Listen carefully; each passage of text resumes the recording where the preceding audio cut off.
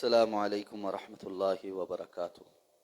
ان الحمد للہ رب العالمین والعاقبۃ للمتقین والصلاة والسلام علی سید الانبیاء والمرسلین نبینا محمد وعلی آلہ واصحابہ ومن تبعہم بإحسان الی یوم الدین۔ الحمد للہ الذی ہدانا لہذا وما كنا لنہتدی لولا ان ہدانا اللہ رب اشرح لی صدری ویسر لی امری واحلل عقدۃ من لسانی یفقہوا قولی۔ اللہم انفعنا بما علمتنا وعلمنا ما ينفعنا وزدنا علما۔ اللہ تعالیٰ کے فضل و احسان سے سورہ ابراہیم کی آیت نمبر 31 تک ہمارا سبق مکمل ہو چکا ہے، اور آیت نمبر 32 سے انشاءاللہ آج ہمارے سبق کا آغاز ہوگا۔ اعوذ باللہ من الشیطان الرجیم، بسم اللہ الرحمن الرحیم۔ اللہ الذی خلق السماوات والارض وانزل من السماء ماء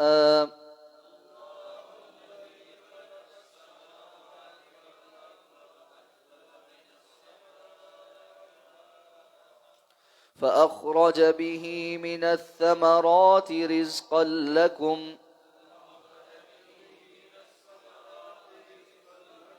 وسخر لكم الفلك لتجري في البحر بأمره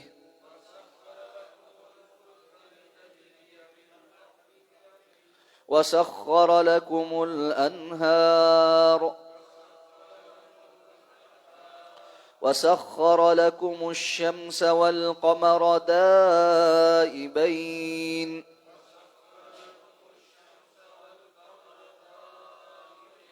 وسخر لكم الليل والنهار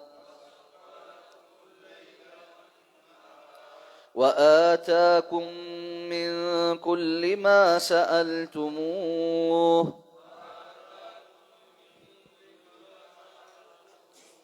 وإن تعدوا نعمة الله لا تحصوها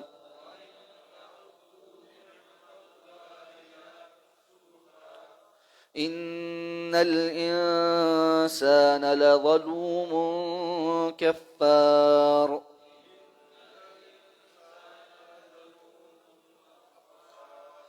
اللہ الذی خلق السماوات، اللہ ہیں جنہوں نے آسمانوں کو پیدا کیا، والارض اور زمین کو، وانزل من السماء ماء اور آسمان سے پانی کو اتارا، فاخرج به من الثمرات رزقا لكم تو پس اس کے ذریعے نکالا پھلوں کو رزق کے طور پر تمہارے لیے، وسخر لكم الفلك اور مسخر کر دیا تمہارے لیے کشتیوں کو، لتجری فی البحر بامری تاکہ وہ سمندروں کے اندر چلیں اس کے حکم سے، وسخر لكم الانہار اور اس نے تمہارے لیے نہروں کو مسخر کر دیا، وسخر لكم الشمس والقمر دائبین اور اس نے مسخر کر دیا تمہارے لیے سورج اور چاند کو کہ وہ ایک دوسرے کے پیچھے آتے جاتے ہیں،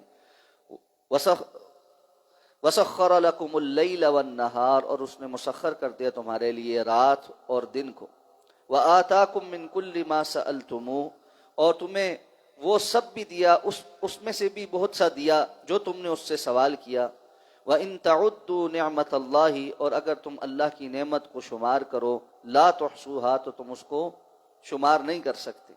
ان الانسان لظلوم کفار، یقیناً انسان بڑا ہی ظلم کرنے والا، بڑا ہی ناشکرا ہے۔ فرمایا اللہ رب العزت نے آسمانوں و زمین کو پیدا کیا ہے، اور اس سارے سلسلے کو تم خود دیکھتے ہو کہ اللہ نے بنا کر تمہیں اس کے اندر بسایا ہے، اور بسانے کے جو انتظامات کیے ہیں ان کی طرف بس ایک اشارے کے طور پر یہاں پر کچھ چیزیں نقل کی ہیں۔ قرآن مجید میں جا بجا اس کی تفصیل بھی آئی ہے۔ تو فرمایا اللہ نے تمہیں زمین میں بسانے کے لیے آسمان سے پانی نازل کیا ہے، بارشیں نازل کی ہیں، اور پھر اس پانی کے ذریعے سے اللہ نے تمہیں رزق کے طور پر پھل عطا کیے ہیں۔ یقیناً زمین سے صرف پھل رزق کے طور پر نہیں نکلتے، لیکن چونکہ زمین سے نکلنے والی کھیتی میں سب سے زیادہ اعلیٰ چیز پھل ہے، باقی غلے اور اناج یہ اس سے کم تر ہیں، تو سب سے اعلیٰ چیز کا ذکر کر کے اس کے اندر سب کچھ شامل کر دیا کہ اللہ تعالیٰ نے بارشوں کے نتیجے میں زمین سے تمہارے لیے رزق کا انتظام کیا ہے.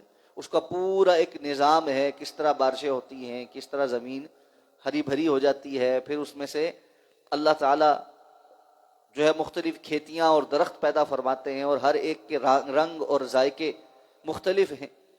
پھر فرمایا اس نے تمہارے لیے سمندروں کے اندر، خشکی میں تو چلو تمہارے لیے انتظام کیا، لیکن زمین کا بڑا حصہ پانی پر مشتمل ہے، اس میں اپنے انتظام چلانے کے لیے بحری جہاز اور کشتیوں کو مسخر کر دیا، اور اس طرح سے کہ وہ اس کے اندر اللہ کے حکم سے چلتے ہیں. اور دوسری جگہ قرآن نے اس کو کہا کہ وہ بڑے بڑے وزن اٹھا کر، جن کا تمہارے لیے ایک جگہ سے دوسری جگہ منتقل کرنا بڑا مشکل تھا، لے کر پانیوں کے سینے کو چیرتے ہوئے ایک جگہ سے دوسری جگہ جاتے ہیں. اور اسی طرح وسخر لکم الانہار، اس نے تمہارے لیے دریاؤں کو، نہروں کو بھی مسخر کر دیا.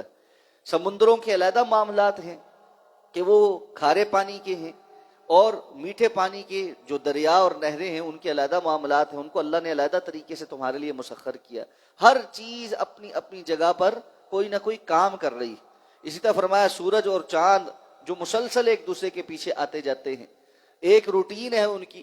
اب تو ہمارے پاس دائمی کیلنڈر بن چکے، سال کے کون سے دن، کتنے وقت، اتنے بجے سورج کہاں ہوگا، چاند کہاں ہوگا، ان کی منازل کیا ہیں، کس طرح سے ہے، سب کچھ اب معلوم ہے.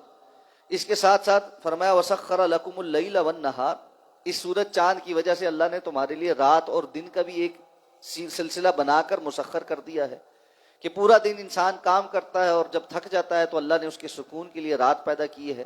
وجعلنا اللیل لباسا وجعلنا النہار معاشا، رات کو اللہ نے لباس سے تشبیہ دی ہے کہ جس طرح لباس انسان کو ڈھانپ لیتا ہے اور اس کی جو ہے وہ زینت کا سبب بنتا ہے، اس طرح جو رات جب آتی ہے تو وہ بھی ساری چیزوں کو ڈھانپ لیتی ہے اور انسان کو سکون میسر کرتی.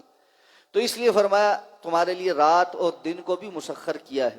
اگر رات دن کا یہ سلسلہ پلٹ جائے، خراب ہو جائے، اور وہ لوگ جنہوں نے طویل سفر کیے ہیں وہ جانتے ہیں کہ انسان کی بایولوجیکل کلاک جو ڈسٹرب ہو جاتی ہے، جیٹ لیگ جو ہو جاتا ہے، اس کو سیدھا کرنا کتنا مشکل ہو جاتا ہے. بندر کسی بہت دور دراز سے سفر کر گیا ہے، جیسے امریکہ یا آسٹریلیا وغیرہ سے، تو اس کو یہاں آ کر اپنے آپ کو یہاں کے دن رات کے ساتھ سیٹ کرنے میں بڑا ٹائم لگتا ہے.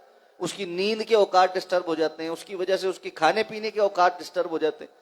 تو یہ ساری چیزیں اللہ رب العزت نے ایک نظام کے تحت بنائی ہیں، پوری دنیا میں ایک نظام چل رہا ہے. تو اس کے ساتھ فرمایا اللہ نے اس کے ساتھ ساتھ تمہیں بہت سا وہ جو تم سوال کرتے ہو اس میں سے بھی بہت سی چیزیں دی ہیں. ظاہر بات ہے ہر دعا قبول نہیں ہوتی، تو فرمایا من کل، من تبعیض کا، بعض کا، یعنی جو تم سوال کرتے ہو اس میں سے بعض اللہ نے تمہیں دیا ہے.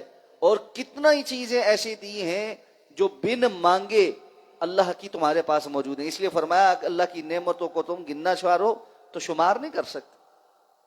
اس قدر نعمتیں ہیں کہ انسان ایک ایک نعمت کو شمار کر کے بیٹھنے لگے تو اس کے پاس یعنی ایسا کوئی نظام نہیں ہے، اس کی زندگی بیت جائے لیکن اللہ رب العزت کی نعمتیں نہ ختم ہو. اس لیے فرمایا اس کے باوجود لوگ اللہ رب العزت کی طرف سے یہ سب کچھ میسر آنے پر ان الانسان لظلوم کفار، بڑا ہی ظلم کرنے والا اور بڑا ہی ناشکرا. یہاں پر کفار ناشکری کے معنی میں ہے کیونکہ نعمتیں گنوائی ہیں ساری. تو ظلم کیا ہے؟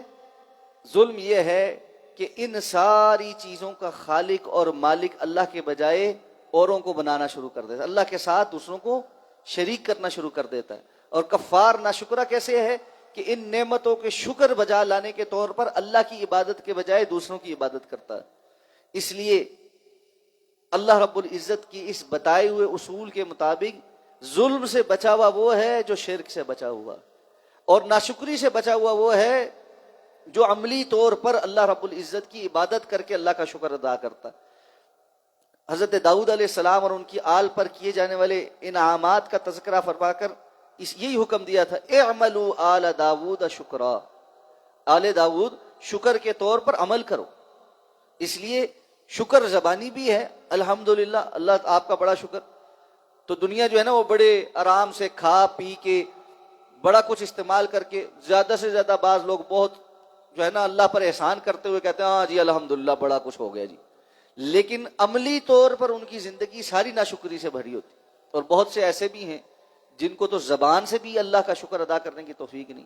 وہ کہتے ہیں ہماری بڑی محنت، میں ہی نہیں باتوں میں سے ختم ہوتی، میں نے ایسے کیا، میں نے یہ کیا، میں یہ کرتا ہوں، میں فلاں یہ کرتا ہوں. اللہ رب العزت کی نعمتوں کا احساس نہیں. اس لیے عملی شکر اور اللہ کی توحید اور عملی طور پر عمل صالح جس کو میسر آ جائے، یقیناً وہ اللہ رب العزت کے بتلائے ہوئے طریقے پر ہے. تو یہ بہت بڑی ایک اور نعمت ہے کہ انسان کو اللہ کی توحید کی بھی سمجھ آ جائے اور نیکی کرنے کی توفیق بھی مل جائے.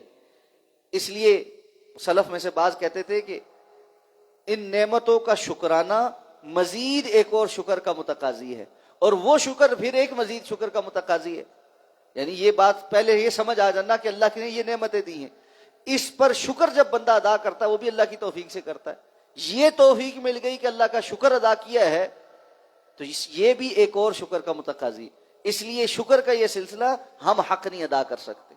تو بندہ عاجز ہے، اللہ نے اس لیے اس سے وسعت سے زیادہ اس سے مطالبہ بھی نہیں کیا کہ تم ہر چیز کا ویسا شکر کر کے آؤ جیسا کرنے کا حق ہے. پھر تو بندوں کے لیے بڑا مشکل ہو جاتا.